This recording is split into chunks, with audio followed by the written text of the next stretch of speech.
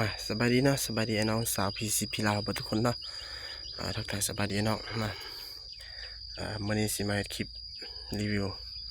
เทสกลุ่มก่อนส่งงานลูกค้าอยู่ทางสำเหนือเด้อลูกค้าเป็นสั่งอยู่ทางสำเหนือเนาะ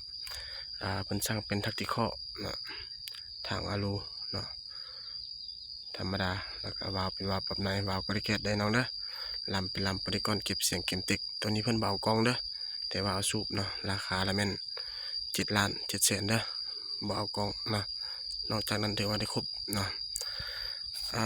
2-3 มื้อที่ผ่านมาเนาะที่เฮาลงคลิปไป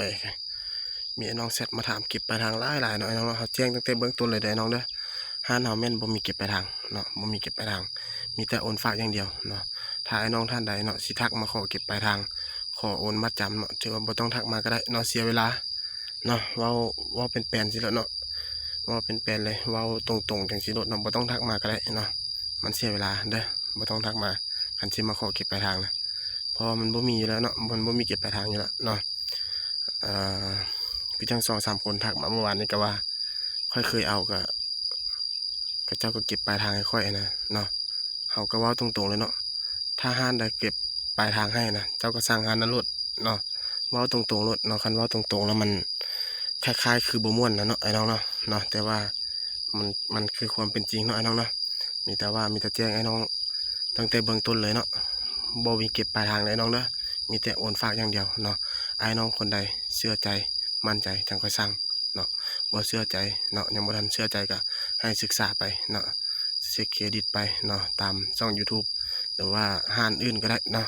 วิธีสร้างเครื่องนี้เนาะบ่ว่าสิเป็นห้านข้าพเจ้าหรือห้านอื่นๆก็สร้างเนาะไอ้น้องเนาะหน้าที่ของลูกค้าคือเนาะใจเย็นๆเนาะมีหน้าที่เช็คเครดิตเนาะสร้างความมั่นใจเช็คเครดิตเบิ่งรายละเอียดข้อมูลนี้อย่างต่างๆของห้านอื่นๆก็คือกันเนาะห้านต่างๆแต่ละห้านเขาเจ้าเฮ็ดจังไดเนาะใจเย็นๆค่อยบอกตลอดว่าเงินอยู่ในกระเป๋าเฮาเนาะบ่ต้องให้ไผมาตัวเอาเนาะใจเย็นๆค่อยศึกษาไปเนาะเงินเฮาซั่วสิหามาได้กีบหนึ่งเนาะ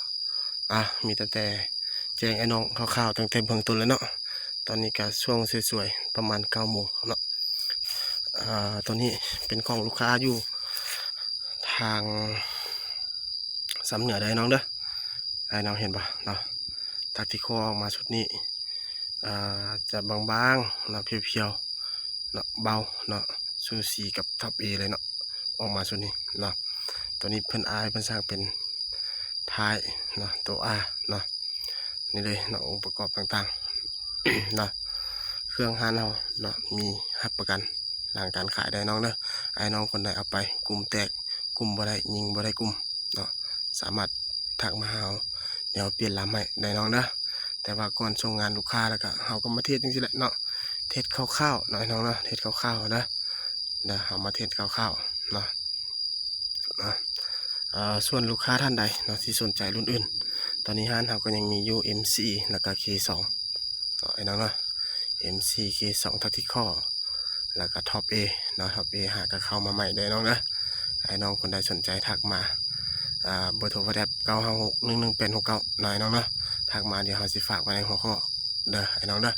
ไปเดี๋ยวสิพาไปเบิ่งกลุ่มกันเลยเนาะเราเทสอยู่30 เมตรแล้วก็62 เมตรได้น้องเด้อไปเบิ่งว่า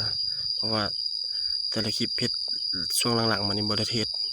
เกิน50 เมตรขึ้นจักเทื่อแล้วลองเทสกลุ่มเดี๋ยวไปเบิ่งนำกันเลยเพราะว่าข้าพเจ้าก็หากันยิงแล้วก็บ่ได้เบิ่งแต่ผ่านเลนส์กล้องบ่ฮู้มันสิกลุ่มใหญ่ปานใดเนาะเดี๋ยวไปเบิ่งกลุ่ม30 เมตรก่อนเนาะคลิปวิดีโออาจจะยาวหน่อยนึงเด้อน้องเนาะประมาณ 8-9 นาทีไปเบิ่งกันเลย อันนี้เฮาเทสคร่าวๆตั้งแต่เบื้องต้นให้น้องอยู่แล้วเนาะให้น้อง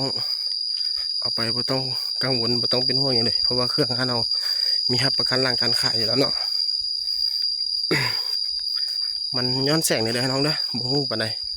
เนาะเด้เนาะถือว่ากลุ่มก็ประมาณนี้ได้น้องเด้อเนาะเดี๋ยวสิพาไปเบิ่งกลุ่มตู62 เมตรเนาะ62 เมตรเนาะถือว่ากลุ่มไม้กลุ่มนี้ถือว่าถือว่าเบิดปีเลยเนาะ2-3 ปีถือว่าเทสตะกุกนี่เลยเนาะกุกนี้ ไปเดี๋ยวพาไปเบิ่งเลยนะเดี๋ยวเอาเทศคร่าวๆให้น้องนะ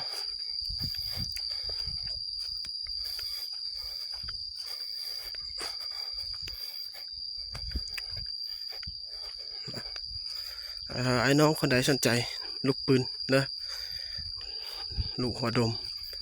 เนาะลูกหัวดมร้านเขามีบริการไอ้น้องตลอดได้น้องเด้อมีทั้งราคาส่งแล้วก็ขายย่อยขายส่งหรือว่าเขาขายเบิดเนาะราคาก็แม่นทักมาเนาะตัวนี้62 เมตรได้น้องเด้อ62 เมตรเขายิงไปอยู่ประมาณ7 นัดได้น้องเด้อ นี่นะถือว่าเข้านี่เนาะแล้วก็โดดขึ้นเดิมอีกนัดนึงว่าง่ายๆเนาะ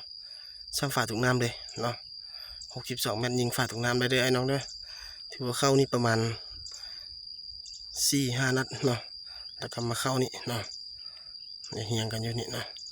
ซ้ำเลยเนาะแล้วก็ดูดขึ้นมาถึงนี้นั่นนึงเนาะ บ่อนที่เอาเทศกันคุณเลยเนาะรถจักรเชียงนาน้อย คอยหักคุณเลยเนาะบ่อนที่เอาเทศเป็นบ่อนที่เอาเทศได้น้องเนาะขอขอบขอบใจอายเพื่อนทางสำเหนือเด้อบอกแล้วนี่ก็น่าจะอยู่สำเหนือเนาะอยู่สำเหนือแม่นละเนาะบอกที่ไปเทศข้าพเจ้าไปต่อน้องอีทุ่มเลยได้เนาะต่อน้องอีทุ่มแม่นละแต่ว่าเพื่อนให้พี่น้องเพื่อนมาฮับอยู่เวียงได้น้องเด้อไอ้น้องคนใดสนใจให้ทักมาตามเบอร์โทร WhatsApp ได้น้องเด้อ956118869เนาะแล้วก็ฝากไอ้น้องผู้ที่เข้ามาเบิ่งใหม่เนาะฝากกดติดตามช่อง YouTube ด้วยได้น้องเด้อกดติดตามเลยเนาะเพราะว่าไว้นี้เนาะเฮาสิมาแจกลูกปืนได้น้องเด้อมาแจกลูกปืนเดี๋ยวเฮาสิซอกหาวิธีว่าสิเฮ็ดวิธีใดเนาะเล่นเกมแบบใดเนาะเพื่อให้ไอ้น้องเนาะได้ครับรางวัลก็คือลูกปืนให้เนาะไปนำใส่เนาะนี่นะเดี๋ยวเบิ่งคร่าวๆเลยเนาะตัวนี้เป็นกล่องเฮาเด้อน้องเด้อกล่องไว้สำหรับเทสเนาะสำหรับเทสให้ลูกค้าเนาะตัวนี้เป็นลำแล้วเป็นลำ45ได้น้องเด้อเพราะว่าเขาตัดย่อเข้ามาเนาะตัดเก็บเสียงย่อเข้ามาเพื่อให้เวลาหันเก็บเสียงใส่ไปให้พอดีก้นถังเนาะพอดีเพียงก้นถังถือว่าโอเคเนาะพอดีงามเนาะขอขอบใจได้น้องเด้อ